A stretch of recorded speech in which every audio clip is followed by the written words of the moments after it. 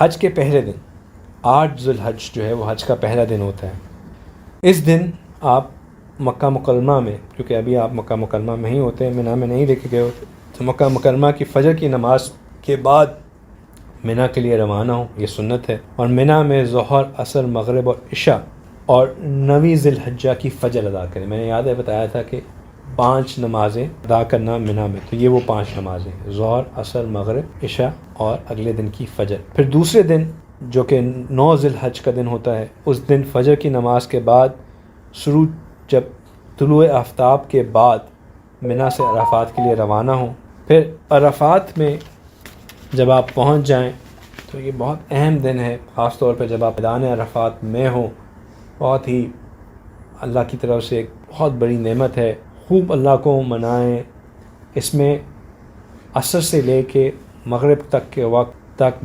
باہر کھڑے ہو کے کھلے آسمان کے نیچے کھڑے ہو کے اللہ سبحانہ تعالیٰ سے دعائیں مانگتے رہنا اپنی مغفرت کی،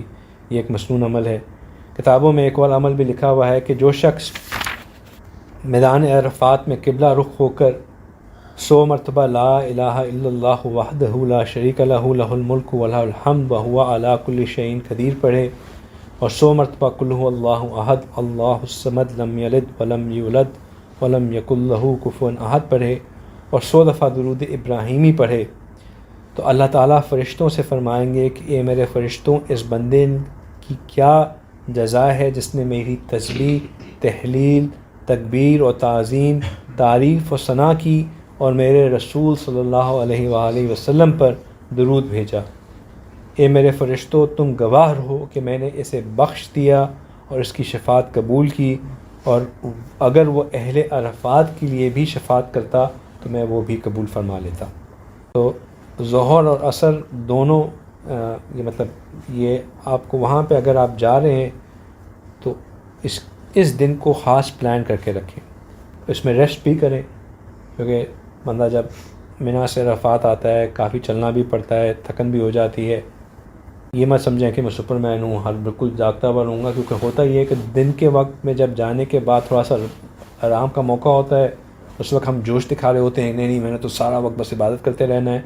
اور جب پھر زوال کے بعد کا وقت شروع ہوتا ہے تو اس وقت نیند غالب ہونا شروع ہو جاتی ہے۔ تو اس لیے جو صبح کا وقت ملے اس وقت آرام کر لیں، فریش ہو کے، کم کھا کے، کیونکہ باتھ روم کے باہر بھی لائنز بہت لمبی ہوتی ہیں، زیادہ کھایا ہو تو اکثر وقت جو ہے وہ باتھ روم کے باہر ہی وقت بندہ یہی سوچ رہا ہوتا ہے کہ یا اللہ میں اتنا گیا گزرا ہوں کہ میں آپ کے اس میدان میں بھی آ کے میں باتھ روم کی لائن میں ہی لگا ہوں۔ شیطان پھر آ کے دل میں یہ بھی خیالات ڈالتا رہتا ہے۔ پھر دونوں نمازوں ظہر عصر کی نماز کا وہاں پہ اکٹھا پڑھنا اور مغرب کی نماز نہ پڑھنا، مغرب کی نماز پڑھے بغیر مزدلفہ کی طرف چلے جانا، مزدلفہ پہنچ کر مغرب اور عشاء کی نماز کا اکٹھا پڑھنا، یہ سب حج کی عبادتوں میں شامل ہے۔ پھر رات کو مزدلفہ میں گزارنا، مزدلفہ میں جو آگے کنکریاں پھینکنی ہیں ان کو جمع کرنا، مٹر کے جو دانہ ہوتا ہے اس سے زیادہ بڑی کنکری نہ ہو اس کو چننا، پھر ان کو اچھی طرح دھونا، سکھانا جو ہے وہ یہ سب اس میں شامل ہے۔ پھر حج کا تیسرا دن جو 10واں دن ہے ذو الحج کا، اس دن بہت سے کام ہیں، ان میں سے 4 واجبات ہیں اور 1 فرض ہے، یہ کل 5 امور ہیں۔ مزدلفہ سے فجر کی نماز کے بعد سورج طلوع ہونے سے پہلے وقوف مزدلفہ وہ شامل ہے، اور سورج طلوع ہونے سے ذرا پہلے مینا کی طرف روانہ ہو جانا، یعنی کہ جو وقوف مزدلفہ ہے وہ کچھ لوگ جو ہے وہ رات ہی نکل جاتے ہیں، لیکن وقوف مزدلفہ اصل جو ہے وہ فجر کے بعد طلوع آفتاب سے پہلے کا وقت وقوف مزدلفہ ہے۔ مینا آ کر سب سے پہلے جمرہ عقبہ کی رمی کرنا، اور اس رمی کا جو وقت ہے یہ 10ویں ذی الحج کی سورج طلوع ہونے کے بعد اور زوال سے پہلے تک افضل ہے، لیکن یہ افضلیت حاصل کرنے کی کوشش میں اسٹیمپیڈ میں مر جانا بے وقوفی ہے۔ تو یہ مت سوچیں کہ میں نے یہ افضل حاصل کر لوں تو جب بہت رش ہے تو وہاں چلا جاؤں اور اس میں رہ جائیں۔ اگر نہیں جا سکتے تو اس کے بعد بھی جا کے کر سکتے ہیں، خاص طور پہ اگر آپ ضعیف ہیں، کسی قسم کی آپ کو کوئی ہینڈی کیپ ہیں، ویل چیئر پہ ہیں، یا آپ کے ساتھ چھوٹے بچے ہیں، خواتین ہیں،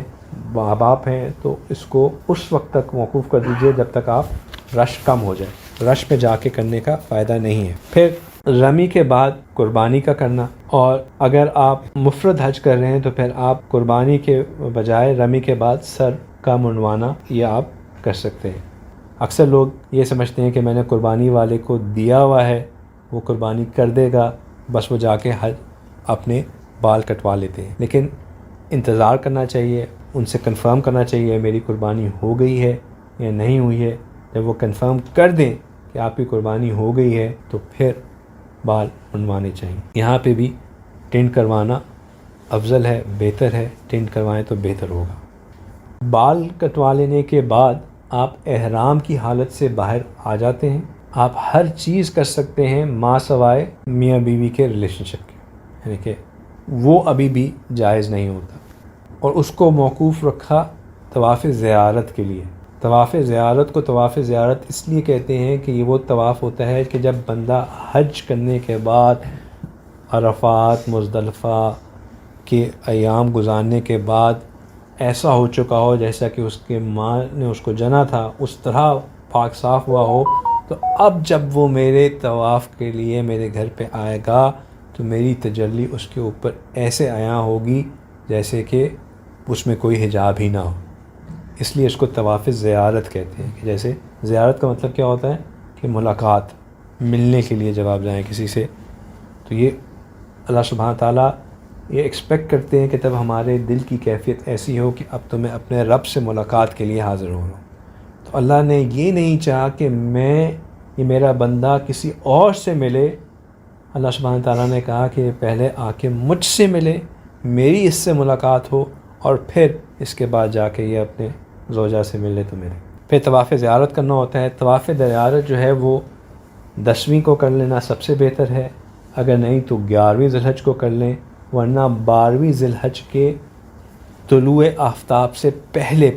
یعنی کہ 13ویں ذی الحج شروع ہونے سے پہلے اس کو کر لینا لازم ہے۔ اگر یہ مس ہو گیا تو یہ مس ہو گیا، پھر یہ فرض ضائع ہو جاتا ہے۔ پھر حج کا چوتھا دن جو ہے وہ 11واں ذی الحج کا ہے۔ اس کے ذمے میں ایک چیز ہے، وہ یہ کہ زوال کے بعد تینوں جمرات کی رمی کی جائے، اور زوال سے پہلے اس دن جمرات کی رمی کرنا جائز نہیں ہے، بلکہ زوال کے بعد سورج غروب ہونے سے پہلے کر لینا ضروری ہے، اور اگر سورج ہونے کے بعد وقت مقررہ شروع ہو جاتا ہے، البتہ اگر رش کی وجہ سے رمی نہ کر سکیں تو سورج غروب ہونے کے بعد بھی صبح طلوع ہونے سے پہلے رمی کر لینا کراہت کے ساتھ جائز ہے۔ اور حج کا 5واں دن 12ویں ذی الحج کا ہے۔ اس دن بھی زوال کے بعد تینوں جمرات کی رمی کرنا جس طرح 11واں کو کی اس طرح کرنی چاہیے، اور سورج غروب ہونے سے پہلے رمی سے فارغ ہو جانا ضروری ہے۔ اگر رش کی وجہ سے نہیں کر سکے اور اس کے بعد کریں تو بھی جائز ہے، لیکن کراہت کے ساتھ۔ اور اگر اس دن سورج غروب ہونے سے پہلے منا سے نکلنا جائے تو یہ بھی جائز ہے، لیکن اگر منا سے نہیں نکلا